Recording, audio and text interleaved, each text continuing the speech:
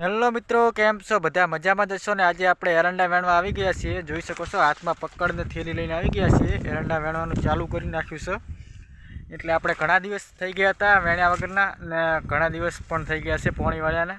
એટલે આજે હુકાઈ ગયું એટલે આપણે એરંડા વેણવાનું ચાલુ કરી દીધું છે.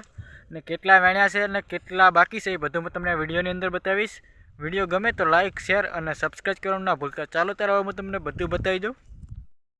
અહીંયાથી વેણવાનું ચાલુ કર્યું હતું મિત્રો. આપણે વેણતા ઓલો તોબલો દેખાડ્યો ને એના વટી ગયા છીએ વેણતા. એટલે આ વેણી રહીએ એટલે પછી આ એરંડાની અંદર ચાલુ કરવાનું છે. આમાં પાણી વાળ્યું હતું એટલે 10-15 દિવસ થઈ ગયા એટલે આપણે અંદર ખાતર નાખી પાણી વાળ્યું હતું એટલે આજે સુકાઈ ગયું છે. અને આજે આપણે એરંડા વેણવાનું ચાલુ કરી નાખ્યું છે. સવારનું ચાલુ કર્યું છે. આમાં પાણી અડ્યું 4 થી 5 દિવસ એટલે 2 કલાક પાણી આવતું એટલે બોર અમારો બગડેલો હતો ને એના કારણે 4 થી 5 દિવસ અડ્યું એટલે 2 કલાક પાણી આવતું હતું. એના કારણે આપણે પાણી ઓછું આવતું હતું એટલે આપણે હવળે ચાલુ રાખ્યું. એક એરંડાનો ઢગલો અહીંયા પડ્યો અને કાગળ બનાવ્યો છે બીજો.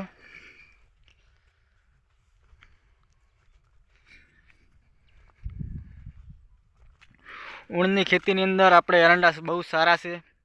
જે પણ એરંડા સારા છે એના ઉપર જ છે બધું. આપણે રાયડું છે પણ એટલું બધું જુએ એવું નથી.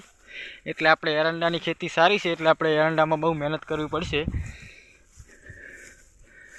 એટલે આપણે એરંડાની અંદર બહુ મહેનત કરવી પડશે. એટલે આપણે જે પણ છે બધું આપણે એરંડા ઉપર જ છે.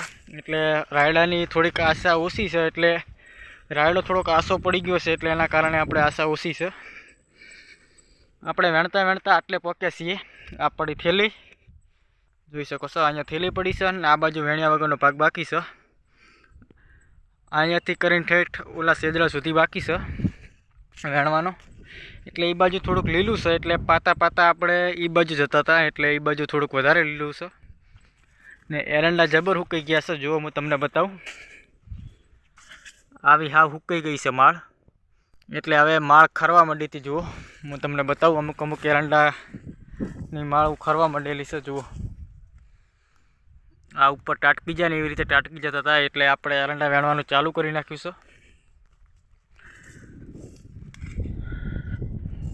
આ 4 વીઘાનો નંબર છે ને 4 વીઘા પાછળ વાવેલા છે એટલે 2 થઈને 8 વીઘા જેવું છે. ને આમાં પહેલું વાવેલું હતું રાયડું ને હવે વાવ્યા છે એરંડા. એરંડાની અંદર ભેગું રાયડું વાવેલું હતું એટલે રાયડું ઉગી ગયું છે. જુઓ બતાવું. એને પણ ફળિયું આવી ગઈ છે. જુઓ આ ભેગું રાયડું છે. જુઓ અને ફળિયું આવી ગઈ છે. હવે આ અડકલું રાયડું કહેવાય. એટલે પોરનું વાવેલું હતું એના કારણે એટલે અત્યારે ઉગી ગયું છે રાયડું. જો એરંડાને પાવેના ઘણા દિવસ થઈ ગયા છે એટલે જો સુકાઈ ગયા એટલે એરંડા આવી રીતે હવે સુકાવા માંડ્યા છે. એટલે માળો ને વેણ્યા નથી એટલે જો આવી રીતે ટાટકી જાય રહી છે માળો. એટલે આપણે વેણવાનું ચાલુ કરી નાખ્યું છે. આ બાજુથી વેણતા હવે આ બાજુ જઈએ છીએ. હવે અહીંયાથી લીલું બહુ વધારે આવવા માંડ્યું એટલે આપણે ધીર થોડોક ધીમે વેણશું એટલે તો ઘડી સુકાઈ જશે. આ જુઓ અહીંયા લીલું બહુ છે એટલે આપણે ઓલી બાજુથી પાતા આ બાજુ આવતા હતા ને એના કારણે આ બાજુ લીલું વધારે છે. બમ્ફર કને પડે એટલે આ બાજુ પાછળથી પાવેલું હતું પાણી. એટલે પાણી બહુ વધારે અહીંયા લીલું છે. જો ભેગું રાયડું પણ મસ્ત થયું છે. આ પોરનું રાયડું છે. જુઓ મિત્રો. ને ઊણનું રાયડું વાવેલું છે એ બહુ આસું પડી ગયું છે. અમુકને વધારે સારું છે. જો ઓલું સામું દેખાડ્યું રાયડું એ આસું પડી ગયું છે. આમ દેખાવથી સેટેથી તો બહુ સારું લાગે છે પણ કને જઈને જુઓ ને એટલે કોક ડોકા દેખાતા હોય છે આસું.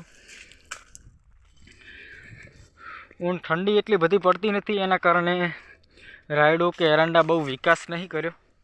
એરંડા પણ થોડાક સારા છે એટલે બહુ વિકાસ તો એરંડામાં વધારે છે ના રાયડાની અંદર ઓછો છે.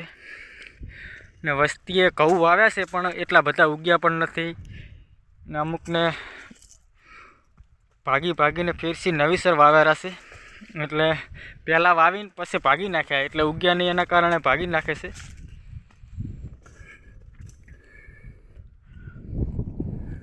ભેગું રાયડું પણ મસ્ત થયું છે અંદર, એટલે આપણે આ લઈ જઈશું વાઢીના ખળાની અંદર.